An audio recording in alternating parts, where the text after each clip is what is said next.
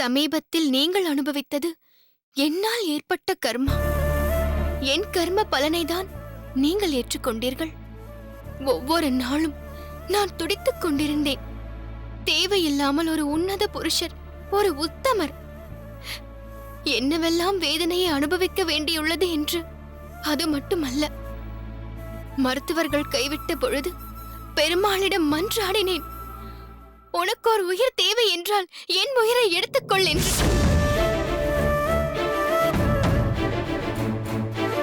என் அகத்துக்காரரை விட்டுவிடு என்று. ஏனென்றால் இந்த வைஷ்ணவ சமுதாயத்திற்கு அவர் இன்றியமையாதவர் என்றதனால் பெருமாளும் மனமிறங்கி திருக்கச்சி சுவாமிகள் மூலமாக செவி சாய்த்தார். நீங்களும் எழுந்து கொண்டீர்கள். அதனால் நடந்து முடிந்தவற்றை நினைத்துக் கொண்டிருக்காதீர்கள். பழையதை மறந்துவிட்டு புது வாழ்வை வாழ்வோம். நீங்கள் எனக்கு கிடைத்த அரிய பொக்கிஷம். அதை நான் ஒரு காலம் இழக்க மாட்டேன். வேறு யாருக்காக இல்லாவிட்டாலும் எனக்காகவாவது நீங்கள் மாற்று சிந்தனைகளை தவிர்த்து என்னுடன் இருக்க வேண்டும். இருவரும் பகவத் சிந்தனையிலேயே நம்மை அர்ப்பணிப்போம். ஒரு விதத்தில் பார்த்தால் நாம் வாழும் வாழ்க்கையே ஒரு தவம் தானே. நீ கூறியது முற்றிலும் சரி. என்னதான் பகவானிடமே நம்மை அர்ப்பணித்தாலும் அதிலும் ஒரு சுயநலம் இருப்பதை அடியேனால் காண முடிகிறது. நம்மை சுற்றி ஒரு வேலையை போட்டுக்கொண்டு அதில் சஞ்சரிக்கிறோம் என்றுதான் இப்பொழுதும் அடியேன் நினைக்கிறேன். சரி, இதை பற்றி பேசிக்கொண்டே இருந்தோம் என்றால் மனதில் தேவையில்லாத குழப்பம்தான் ஏற்படும். முடிவில்லாத ஒரு விவாதமாகவும் இருக்கும். அதனால் இந்த பேச்சை இத்துடன் முடித்துக் கொள்வோம். காலப்போக்கில் எல்லாம் சரியாகிவிடும். இரவு வெகுநேரம் ஆகிவிட்டது. வாருங்கள், வந்து படுத்துக் கொள்ளுங்கள். நீ போய் படுத்துக்கொள். இதோ வருகிறேன். வருகிறேன் ஆண்டாள், போ.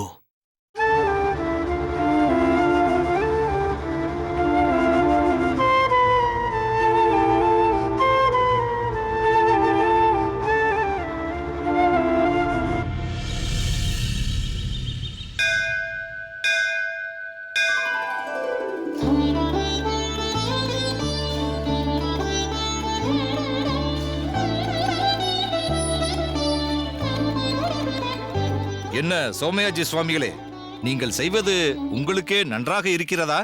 ஏன், என்னவாயிற்று? நேற்று இரவே நடுநிசியை தாண்டித்தான் அகத்திற்கு சென்றீர்கள்.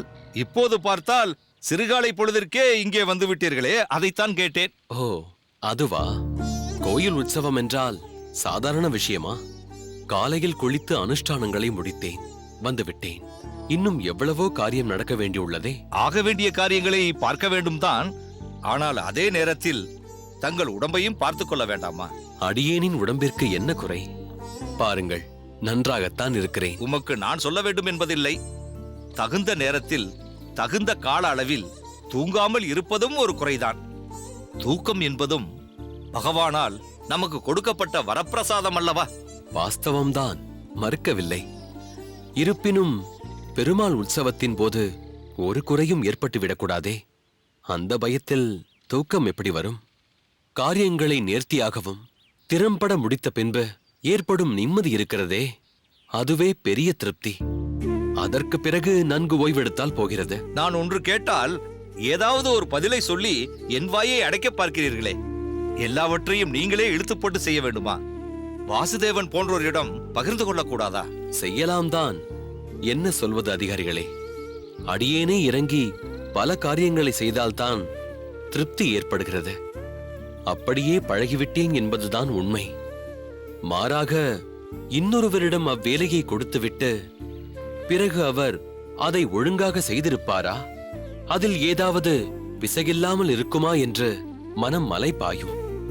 கூடவே இருந்து அது அப்படி இல்லை இப்படி என்று மாறி மாறி சொல்லிக் கொண்டிருப்பதற்கு நாமே செய்துவிடலாமே.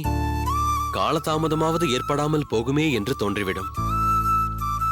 கோயிலை பொறுத்தவரை அடியேன் செய்ய நினைப்பதை ஒரு வேலையாக பார்ப்பதில்லை, ஒரு சேவையாகத்தான் பார்க்கிறேன்.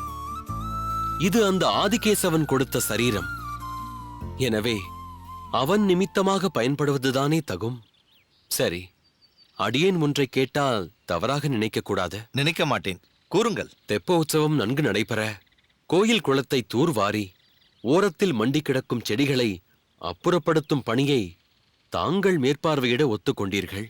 அப்பணி தொடங்கிவிட்டதா? அது இருக்கின்ற ஆட்கள் பத்தாது, அதிகமாக தேவை என்று வேலப்பன் சொல்லியிருந்தார். ஏற்பாடு செய்து தருகிறேன் என்றே, அது மறந்தே போய்விட்டது. ஆட்களுக்கு அலைய வேண்டும். பார்த்தீர்களா? இதுபோல் ஒவ்வொருவர் பணியிலும் தொய்வு ஏற்படும் போது எங்கே என்று பகிர்வது? சரி, தாங்கள் சென்று தங்கள் ஏற்பாடுகளை கவனியுங்கள். அடியேனும் என் சேவையை தொடர்கிறேன். சரி சுவாமி, நான் வருகிறேன். வாருங்கள்.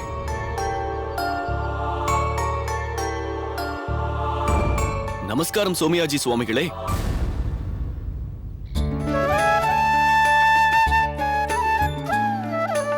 வரவேண்டும் வரவேண்டும். நமஸ்காரம். நமஸ்காரம்.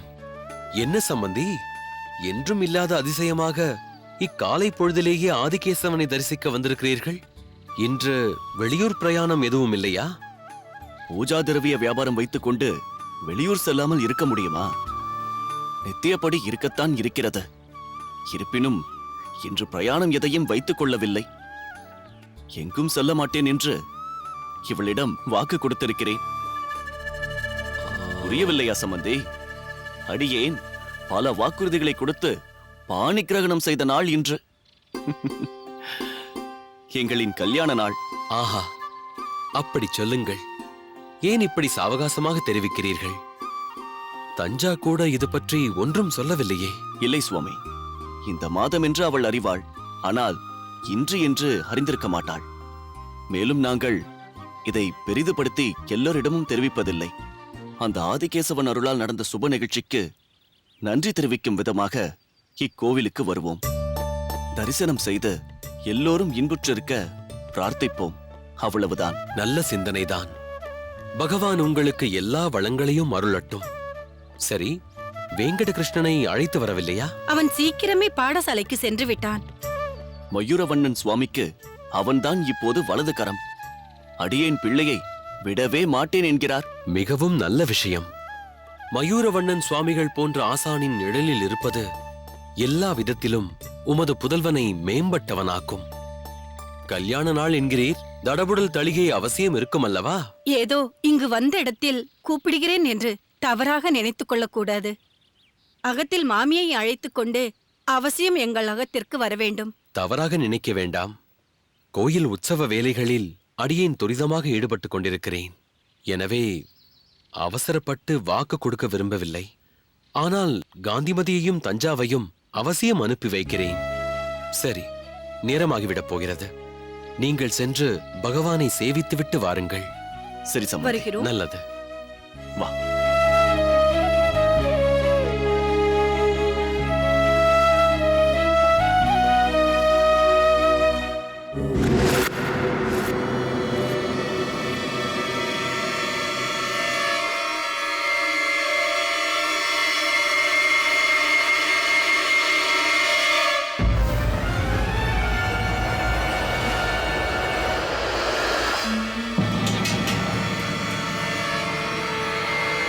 ஆதிகேசவா!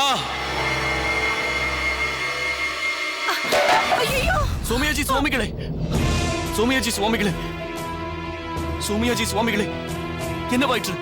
என்னவாயிற்று உங்களுக்கு? சோமயாஜி சுவாமிகளே, என்னவாயிற்று உங்களுக்கு? சோமயாஜி சுவாமிகளே, என்ன உங்களுக்கு என்னவாயிற்று சுவாமிகளே?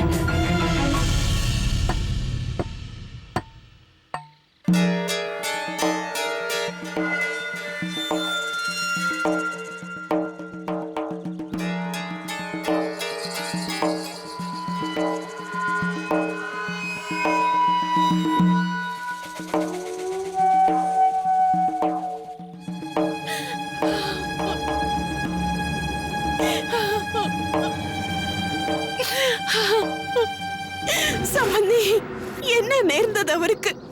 காலையில் அகத்திலிருந்து கிளம்பும் போது நன்றாகத்தானே இருந்தார். எங்கே இருக்கிறார்? மயக்கமடைந்து விட்டார் என்று சொன்னார்களே. முதலில் நீங்கள் அழுகையை நிறுத்துங்கள். அழுகின்ற அளவிற்கு ஒன்றும் நடந்துவிடவில்லை. நீங்கள் பதட்டப்பட வேண்டாம். சோமயாஜி சுவாமிகளுக்கு ஒன்றும் ஆகவில்லை. மருத்துவர் அவரை பரிசோதித்துக் கொண்டிருக்கிறார். மருத்துவரிடம் அழைத்து வந்திருக்கிறீர்கள், ஒன்றுமாகவில்லை என்று சொன்னால் என்னப்பா அர்த்தம்? விஷயத்தை கேட்டதும் என் நெஞ்சம் பதைத்தது. கை கால் அசைவற்றது போல ஆகிவிட்டது. அவரை உடனே பார்க்க வேண்டும். முதலில் உங்களை ஆசுவாசப்படுத்திக் கொள்ளுங்கள். நீங்கள் பதட்டப்படும் அளவிற்கு ஒன்றும் நடக்கவில்லை. கோவிலில் இருந்தவர் சற்று தடுமாற்றம் அடைந்தார். அப்படியே என் மீது சாய்ந்து விட்டார். லேசான மயக்கம் காரணமாக இருக்கலாம். நிச்சயமாக அவருக்கு ஒன்றும் நேர்ந்து விடவில்லையே. எங்கள் மீது உங்களுக்கு நம்பிக்கை இல்லை என்றால் சற்று நேரத்தில் மருத்துவரை சந்திக்கலாம். அவரிடமே கேட்டு தெரிந்து கொள்ளுங்கள்.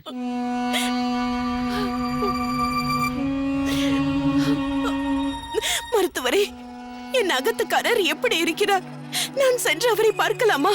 உடனே செல்ல வேண்டாம், சற்று பொறுத்து செல்லலாம். நீங்களும் இங்கு வந்திருப்பது ஒரு விதத்தில் நல்லதுதான். ஆமாம், சோமியாஜி சுவாமிகள் நன்றாக உறங்கி பல நாட்கள் ஆகிவிட்டதோ? எப்படி சரியாக சொல்கிறீர்கள்.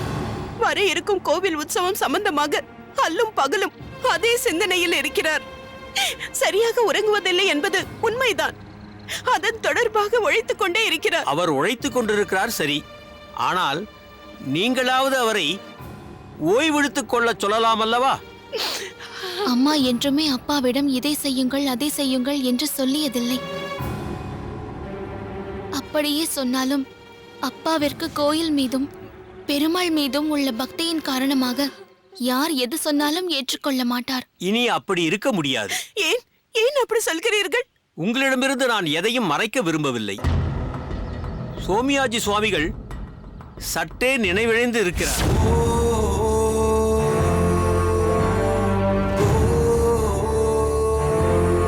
அதற்கு காரணம் அவருக்கு ஏற்பட்ட நெஞ்சுவலி.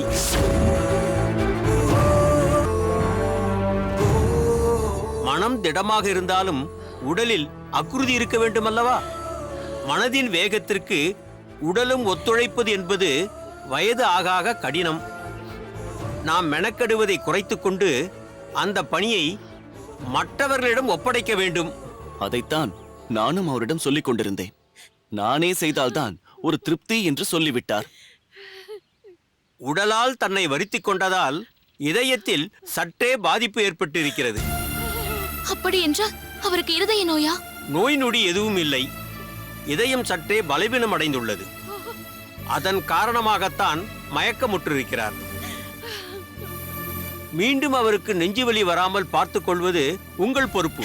இதற்கு மருந்து ஏதாவது? ஓய்வு ஒன்றுதான் அதற்கு மருந்து. வேறு எந்த மருந்தும் தேவையில்லை. குறிப்பாக வரும் ஒரு வாரத்திற்கு அவர் அகத்தை விட்டு எங்கும் செல்லக்கூடாது. அகத்திலும் எந்த வேலையிலும் ஈடுபடாமல் ஓய்வாக இருக்க வேண்டும். படுத்திருந்தால் மிகவும் உச்சிதம். நாங்கள் அவரை சென்று பார்க்கலாமா? தாராளமாக பார்க்கலாம். மொத்தமாக செல்லாமல் ஒவ்வொருவராக செல்லுங்கள்.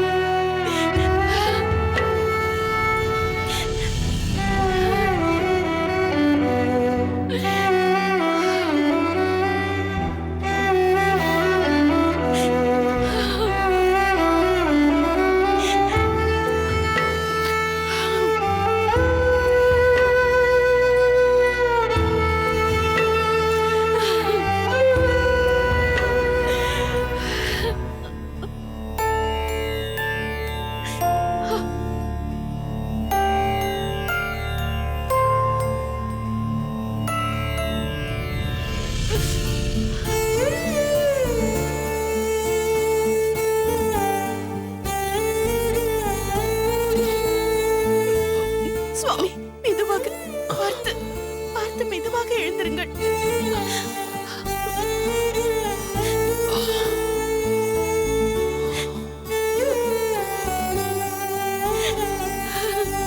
என்ன காந்திமதி, எதற்காக இப்பொழுது அழுகிறாய்? சுவாமி, உங்களை இந்த நிலையில் பார்த்ததும் என் கண்ணீரை என்னால் கட்டுப்படுத்த இயலவில்லை. நீங்கள் இது போல் உடல் நலம் குன்றி படுத்ததை இதுவரை நான் பார்த்ததே இல்லை. காந்திமதி, உடல் என்பது எப்பொழுதும் ஒரே போல் இருக்காது. உபாதைகளுக்கு ஆளாகத்தான் செய்யும். சரிவர உறங்காததால் ஏற்பட்ட விளைவுதான் இது. வேறு பெரிதாக ஒன்றும் ஆகிவிடவில்லை. கோயில் கைங்கரியம் காரணமாக சற்று அதிகமாகவே மெனக்கெட்டு விட்டேன். அதை நானும் உணர்கிறேன். ஓய்வெடுத்தால் எல்லாம் சரியாகிவிடும். மருத்துவரும் இதையேதான் சொன்னார். நீங்கள் பூரண ஓய்வு எடுத்துக்கொள்ள வேண்டுமாம். உங்களுக்கு தெரியாததில்லை, நம் உடல் நலத்தை நாம் தான் பார்த்துக் கொள்ள வேண்டும். நீங்கள் கோயில் கைங்கரியம் செய்வதில் எனக்கும் மகிழ்ச்சிதான். அதற்காக நேரம் காலம் பார்க்காமல் கோவில் பணியிலேயே உங்களை ஈடுபடுத்திக் கொண்டிருந்தால் இது போன்ற இன்னல்கள் வரத்தானே செய்யும். எல்லாம் அவன் பார்த்துக் கொள்வான். பெருமாளுக்கு சேவை செய்வதற்குத்தானே நம்மை படைத்திருக்கிறான். மனதிற்கு உற்சாகத்தையும் உடலுக்கு தேவையான சக்தியையும் வலிமையையும் அவனே அளிப்பான். சரி, ஒரு வாதத்திற்காக சொல்கிறேன். நீ கூறுவது போல் எந்த வேலையும் செய்யாமல் சதா சர்வகாலமும் ஓய்விலேயே இருந்தால் 1000 ஆண்டு காலம் வாழ முடியுமா? பெருமாளே, பெருமாளே, ஏன் ஆயுட்காலத்தை பற்றி இப்பொழுது தேவையில்லாமல் பேசுகிறீர்கள்? இல்லை காந்திமதி, ஒரு விஷயத்தை நீ புரிந்து கொள்ள வேண்டும். இந்த சரீரமும் ஒரு இயந்திரம் போல்தான். பழுது ஏற்படத்தான் செய்யும். அதற்கு தக்க சிகிச்சை அளித்தால் மீண்டும் முன்போல் செயல்படத் தொடங்கும். இதனால் பகவானுக்கு செய்யும் சேவையை நிறுத்தச் சொன்னால் அது எந்த விதத்தில் நியாயம்?